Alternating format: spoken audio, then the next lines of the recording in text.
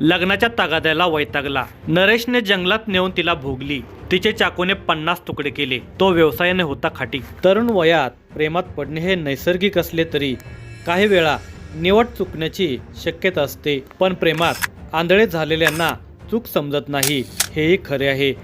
परिणामी चुकीच्या माणसाशी जोडलेल्या नात्याचा शेवट अत्यंत विदारक होऊ शकतो। अनेक प्रेम प्रकरणामध्ये एकमेकाची फसवणूक करण्याचे प्रकार घडतात, तर कोणी फसवून पळ काढू पाहतो।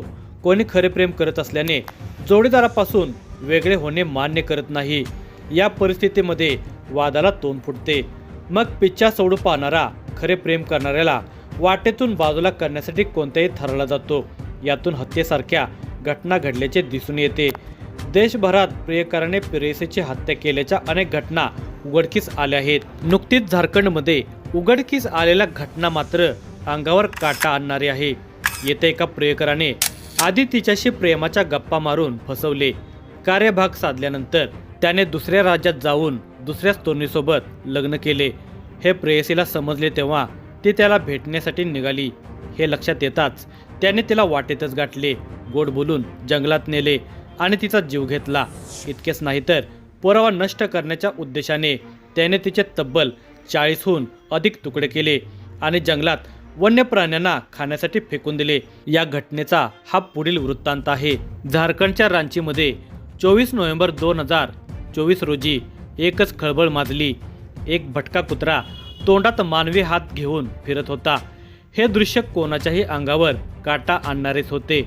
लोकांमध्ये चर्चेला उताला, हा हात कोणाचा, बाकी शरीर कुठे आहे, असे प्रश्न निर्माण झाले। काही सुजाण नागरिकांनी परिसरातच शोध सुरू केला। या जंगल भागात कोणाला तरी मारून टाकले असावे असा संशय व्यक्त केला जात होता।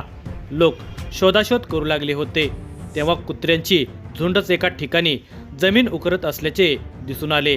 तेथील लोकांनी कुत्र्यांना हाकलून लावले आणि त्या जागेजवळ पाहिले तेव्हा काही मानवी हाडे दिसून आली। लोकांनी तातडीने पोलिसांना खबर दिली।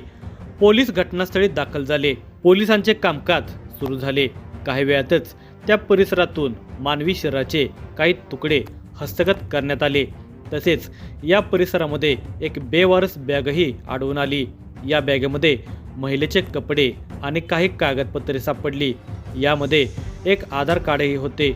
या आधार कार्ड असणाऱ्या तरुणीच्या म्हणजे गंगीच्या पत्त्यावर संपर्क साधण्यात आला तेव्हा गंगीच्या आईने सांगितले की गंगी तिच्या प्रियकराकडे बंगळूरला गेली आहे। पण पोलिसांनी तिला घटनास्थळी पाचारण केले आणि तिला सापडलेली बॅग दाखवली। तिने ती बॅग आपली मुलगी गंगी हिचीच असल्याची ओळख पटवली। त्यामुळे हा मृतदेह तिचाच असावा असा पोलिसांनी अंदाज बांधला आणि तिच्या प्रियकराला ताब्यात घेण्यासाठी हालचाली सुरू केल्या।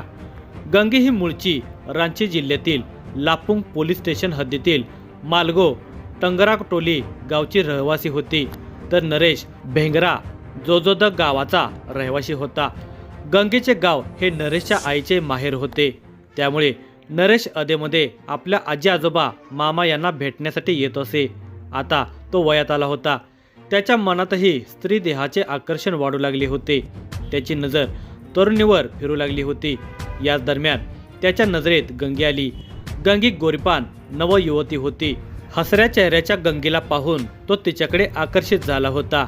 तो तिच्या मागे पुढे फिरू लागला होता। तिच्या लक्षात हा प्रकार आला तेव्हा तिच्या तरुण मनातही प्रेमाचा अंकुर फुलला। तिच्याकडून प्रतिसाद मिळू लागला। गंगीचा चांगला प्रतिसाद मिळू लागल्यामुळे त्याची भीती मोडली। दोघांनी एकमेकाची ओळख करून घेतली। दोघांची मैत्री झाली आणि पाहता पाहता दोघांनी एकमेकांना प्रेमाची कबुलीही दिली। दोघातील प्रेम फुलत गेले आणि गावालगतच्या जंगल भागात त्यांच्या प्रेमाला चांगलाच बहर आला। निर्जन भागात आडोशाला ते दोघे शरीर सुखाचा आनंद लुटू लागले होते। दोघे एकमेकांच्या प्रेमात रंगून गेले होते। त्यानंतर त्यांनी लिव्ह इन रिलेशनशिपमध्ये राहण्याचा निर्णय घेतला। 1.5 वर्ष ते एकत्र राहत होते।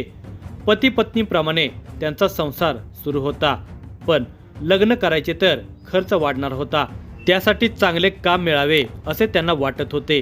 पण दोघांचेही शिक्षण कमी, त्यातच त्या आडबाजूच्या गावात त्यांना काही काम मिळणेही अवघड होते। पूर्ण विचार करून त्यांनी गाव सोडण्याचा निर्णय घेतला। परराज्यात कुठेतरी जाऊन चांगले काम करून पैसे मिळवायचे नंतर लग्न करून संसार थाटायचा असे ठरले. गंगी तमिळनाडूला गेली तर नरेश कर्नाटकला गेला. दोघे 2 ठिकाणी काम करू लागले. नरेश भेंगरा हा बेंगळुरू येथील एका चिकन शॉपमध्ये कोंबडी कत्तलीचे काम करायचा. त्याच परिसरात तो खोली घेऊन राहत होता. याच दरम्यान त्याची त्या परिसरातील एका तरुणीशी ओळख झाली. त्याने तिलाही जाळ्यात ओढले. आपल्याला कोणी नाही असे त्याने तिला सांगितले. तो येथेच राहणार असल्याचेही तिला सांगत होता. तो काम करत होता, येथेच राहणार होता हे ऐकून ती तरुणीही फसली. तिने त्याच्या प्रेमाला प्रतिसाद दिला. नरेशने तिच्याशी लग्न करून संसार थाटला. तर दुसरीकडे तो गंगेच्याही संपर्कात होता. फोनवरून तो तिच्याशी बोलत होता. आपण आणखी थोडे दिवस असेच काम करून पैसे कमवू, नंतर लग्न करू असे सांगत तिला झुलवत होता. पाहता पाहता 1.5-2 वर्षाचा काळ लोटला. गंगी नरेशवर विश्वास ठेवून राबत होती, जगत होती. तर तिकडे नरेशच्या पत्नीने एका मुलाला जन्म दिला होता.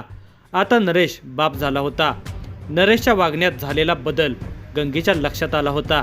तिने त्याला तातडीने तमिळनाडूला येण्याबद्दल सांगितले. तेव्हा मात्र त्याला काही उत्तर द्यावे हे कळेना. त्याने दुसरं लग्न केल्याचे तिच्या लक्षात आले. मग मात्र ती संतापली. एकतर तू माझ्याकडे तमिळनाडूला ये, नाहीतर मी तिकडे बंगळुरूला येते असा दम तिने दिला. तिच्या या बोलण्याने नरेश घाबरला. जर ती आली आणि तिने आपल्या पत्नीला सगळे सांगितले तर आपला संसार मोडणार या विचाराने तो अस्वस्थ झाला. यातून काहीतरी मार्ग काढण्याचा विचार करून त्याने गावी परत येण्याचा निर्णय घेतला. पत्नीला काहीतरी कारण सांगून तो गावी परतला. त्याने गंगीलाही गावीच बोलावून घेतले. दिनांक 6 नोव्हेंबर रोजी गंगी आली. तेव्हा तिला घेण्यासाठी नरेश हटिया स्टेशन गाठले. 1.5-2 वर्षांनी एकमेकांना भेटल्याने त्यांचे प्रेम उफाळून आले. ती खुशीत होती. याचा गैरफायदा घेत तो तिला घेऊन तिथेच लॉजवर थांबला. 2 दिवस तिचा उपभोग घेतला. तिला भोगत असतानाही तो तिला ठार मारण्याचेच प्लॅनिंग करत होता. 2 दिवसात त्याने तिला निर्जन ठिकाणी नेऊन ठार मारण्याचे ठरवले. त्यासाठी त्याने बाजारातून एक धारदार चाकू खरेदी केला. त्यानंतर तो तिला घेऊन जोजो डाग या आपल्या गावी जाण्यासाठी निघाला. दिनांक 8 नोव्हेंबर 2024 रोजी सायंकाळच्या सुमारास ते दोघे गावाजवळील भगवान पंच टोंगारी येथे पोहोचले. जंगल भाग पाहून त्याने तिला जुन्या दिवसांची आठवण करून दिली. काळोख पसरू लागला होता. आधीच जंगल असणारा तो परिसर सुनसान झाला होता. गैरप्रकार करणाऱ्यांशिवाय इतर कोणी तिकडे फिरकण्याची शक्यताही नव्हती. ही संधी साधत त्याने तिला मिठीत घेतले. जुन्या दिवसांप्रमाणे जंगलात आडोशाला शरीरसुख घेण्याची इच्छा त्याने बोलून दाखवली. ती त्याच्या प्रेमात आंधळी झाली होती. तिने त्याला होकार दिला. तो तिला आडोशाला घेऊन गेला. दोघांची कामक्रीडा सुरू झाली. ती डोळे झाकून आनंद घेत होती, तर तो मात्र आजूबाजूला लक्ष ठेवून होता. त्याने पुढे काय करायचे हे पक्के केले होते. काही वेळातच दोघांचा समागम सुरू झाला. मनसोक्तपणे शरीरसुख घेऊन तो बाजूला झाला. दोघे एकमेकाला बिलगून बसले होते आणि त्यांच्यात बोलणे सुरू झाले. तिने त्याला दुसरे लग्न केलेस का, दुसऱ्या कोणा बाईच्या नादी लागलास का असे विचारले. तसेच दुसरी कोणी असेल तर तिचा नाद सोडून दे, आता तू मला सोडून जायचे नाही असे ती त्याला बजावू लागली. तिच्या या बोलण्याचा त्याला राग आला. तो आधीच तयारीत होता. त्याला आता कारण मिळाले होते. त्याने तिच्या गळ्याभोवतीचा स्कार्पच जोराने आवळला. तशी ती गळ्याभोवतीचा फास सोडवण्यासाठी धडपडू लागली, पण त्याने पूर्ण ताकदीने फास आवळला. काही वेळातच ती तडपडून निश्चित पडली. ती थंड पडल्यानंतर त्याने फास सोडला. तिचा खून तर झाला. आता यातून सुटका कशी करून घ्यावी याचा तो विचार करू लागला. तो कसायच होता. कोंबड्या कापण्याचेच काम तो करत होता. त्याच्या हातात धारदार चाकू होता. त्याने तो चाकू तिच्या शरीरावर चालवण्यास सुरुवात केली. पाहता पाहता त्याने तिच्या शरीराचे जवळपास 40 ते 50 तुकडे केले. त्यातील काही तुकडे तिथेच पुरले, तर काही तुकडे जंगली भागात फेकून दिले. आता मागे काहीच उरले नव्हते असे त्याला वाटत होते. पण गुन्हेगार कितीही चालाक असला तरी काही ना काही पुरावा मागे उरतोच. या प्रकरणात तिच्यासोबत बॅग होती हे तो विसरला होता. तिची बॅग घटनास्थळीच पडली होती. तसेच तिने हटिया स्टेशनवरून बाहेर पडताना आईला फोन केला होता. तेव्हा तिने आईला सांगितले होते की मी नरेश सोबत त्याच्या गावी जात आहे. या दोन बाबीमुळेच या खून प्रकरणाच्या तपासाला दिशा मिळाली.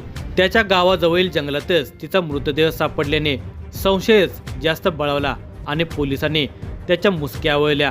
त्याला पोलिसांनी पकडले असता त्याने खुनाची कबुली दिली.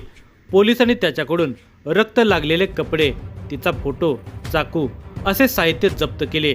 या प्रकरणाचा अधिक तपास सुरू आहे.